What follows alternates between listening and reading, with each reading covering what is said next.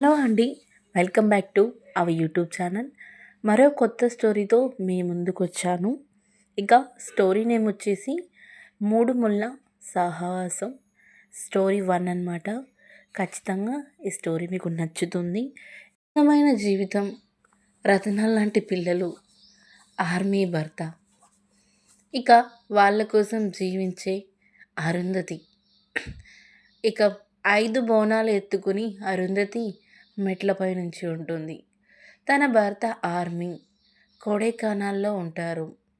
ఇక ప్రతిరోజు పూజలు చేస్తుంది. ప్రతిరోజు తన భర్త పిల్లలు సంతోషంగా ఉండాలని ఆలోచిస్తున్న ఆమె తపనను చూసి అందరూ మురిసిపోతారు. ఒకరోజు బోనం పెట్టుకొని వస్తుండగా పంతులు చూసి, మళ్ళీ ఈ లోకం మీద ఉన్న పూజలు సగం చేశాను, ఇక చేయడం నా వల్ల కాదు అనేసి అరుంధతిని చూసి పంతులు గారు దాక్కుంటారు.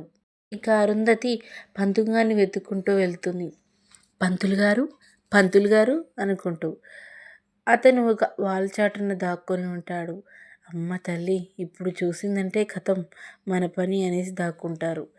అంతటా తిరిగి అక్కడ ఉన్న భక్తులను అడిగి తను ఇంటికి వెళ్ళిపోతుండగా పంతులు గారిని చూస్తూ, పంతులు గారు మీకోసమే వస్తున్నాను అని అంటుంది అరుంధతి. అనగానే, వచ్చావా తల్లి, రా, ఇక రా.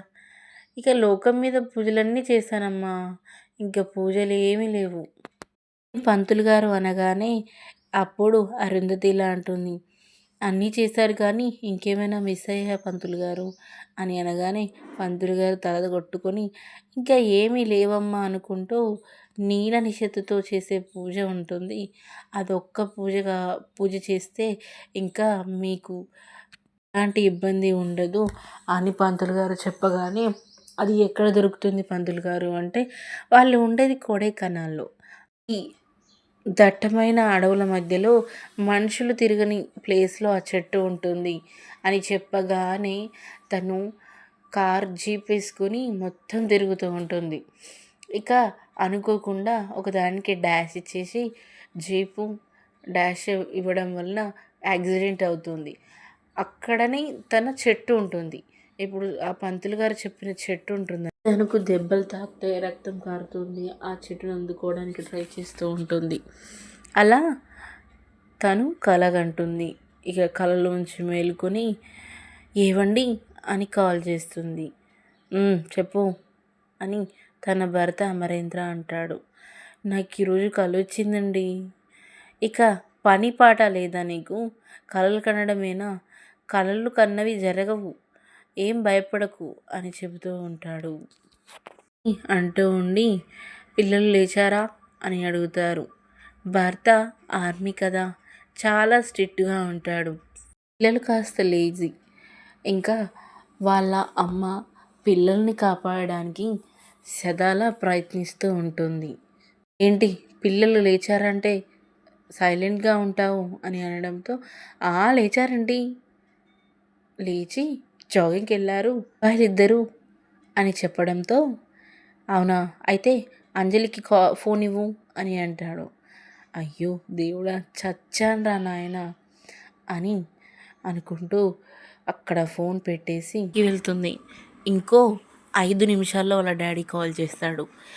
లేవండి లేవండి పిల్లలు, ప్లీజ్ లేవండి అని లేపుతూ ఉంటుంది అరుంధతి. ఆగు మామ్, కాసేపు పడుకుంటాం అని నలుగురు పిల్లలు అంటూ ఉంటారు. ప్లీజ్ మామ్ పడుకుంటామంటే, మీ డాడీ 5 మినిట్స్లో కాల్ చేస్తా అన్నాడు, మీరు రాకపోయారా బుక్ అవుతారు అని అనుకునే లోపు వాళ్ళ మామయ్య కాల్ చేస్తారు.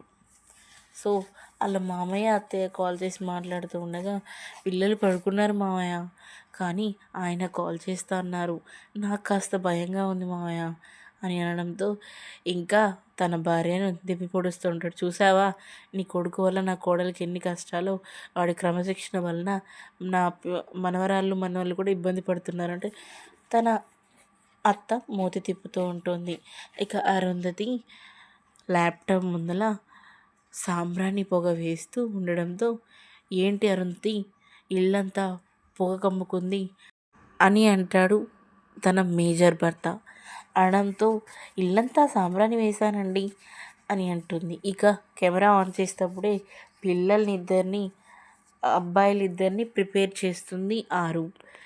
ఇక మీరు జాగింగ్కి వెళ్ళొస్తున్నట్టు ఇంకా అంజలి ఏమో చదువుకుంటున్నట్టు ప్రిపేర్ చేసి పెడుతూ ఎక్కడుంది అంజలి ఇవ్వు అంజలికి అని భర్త మేజర్ అనడంతో ఇక అంజలిని చూపిస్తూ ఉంటాడు. అప్పుడు డాడ్ నేను ఇక్కడ ఉన్నాను, నన్ను తొక్కేస్తున్నారు డాడ్ అని అలా కటింగ్ ఇస్తుంది అమరేంద్రకి. అప్పుడు ఆరు కాస్త దూరంగా వెళ్ళి నిలబడి ఇక వాళ్ళ నాన్న మార్నింగ్ 6కి ఆర్ 7కి కాల్ చేసి వాళ్ళకి ఎక్సర్సైజ్ చేస్తాడు.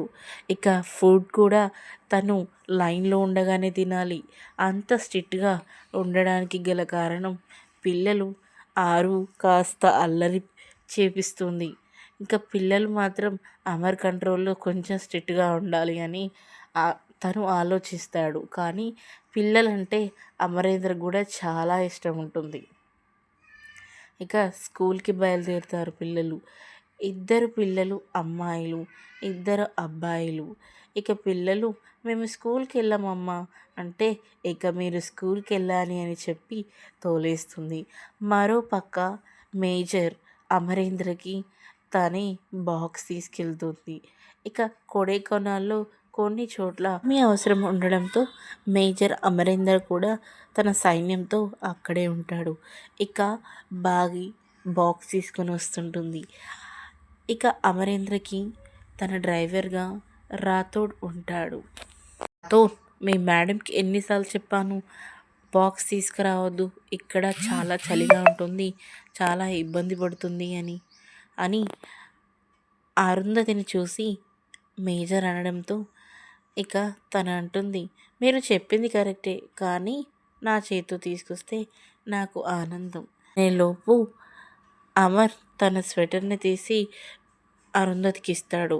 వెంటనే అరుంధతికి తనకేమో గుర్తొచ్చి రాతోడు బండితి ఇంటికి వెళ్ళాలి అని అంటూ ఫాస్ట్గా డ్రైవ్ చేసుకుంటూ వచ్చి ల్యాప్టాప్ ముందర కూర్చుంటుంది.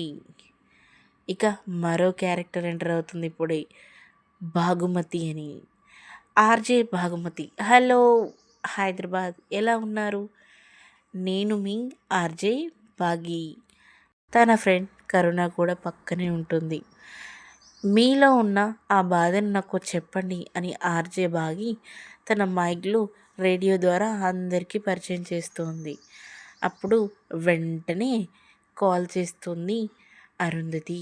హలో అండి, నేను కొడైకెనాల్ నుంచి కాల్ చేస్తున్నారు అరుంధతి. హలో అరుంధతి గారు, మీరే ఫస్ట్ కాలర్ అవుతారు నాకు బాగా తెలుసండి. భాగుమతి అనడంతో నాకు కలొచ్చింది అని అంటుంది అరుంధతి. ఆ కలను ఒకేసారి రివైండ్ చేస్తుంది. తను పువ్వు కోసం వెళ్ళి లోయలో పడిపోతున్నట్టు.